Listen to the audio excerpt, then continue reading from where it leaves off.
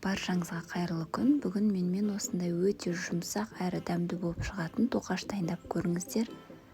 Ең алдымен сүтімізге жұмыртқа, сұйық май, қант, тұз, ванилин және де аштығы қосып, барлығын жақсылап араластырамыз. Содан соң ұн қосып, бірден қамыр илейміз. Ешқандай да аппарат жасап күтудің қажеті жоқ.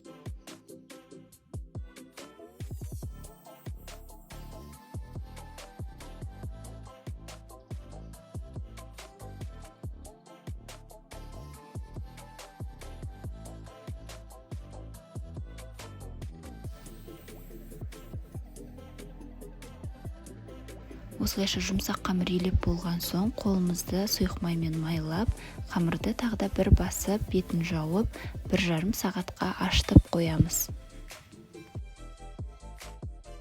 Мінекей қамырымыз көтерілді, енді тәтті тоқаштарымызды дайындауды бастаймыз.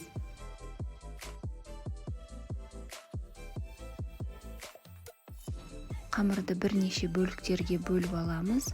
Мен 24 бөлікке бөлдім.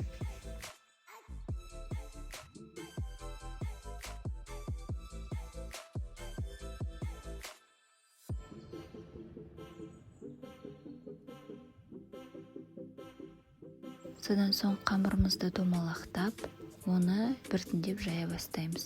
Сопақша етіп жайып, ортасына джем салып, видеодағыдай орап, тоқаш жасаймыз.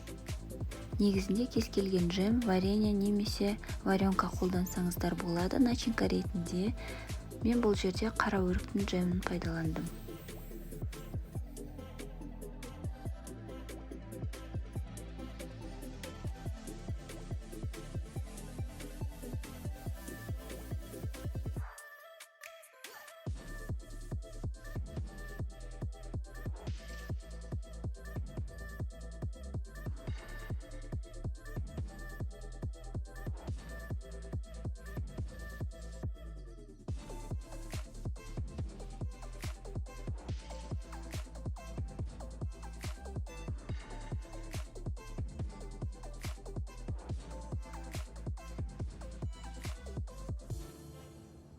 Барлығын осылай орап, тағда 15 минутқа көтерілуге қойып қоямыз. Сол кезде тоқаштарымыз пышны әдемі болып піседі.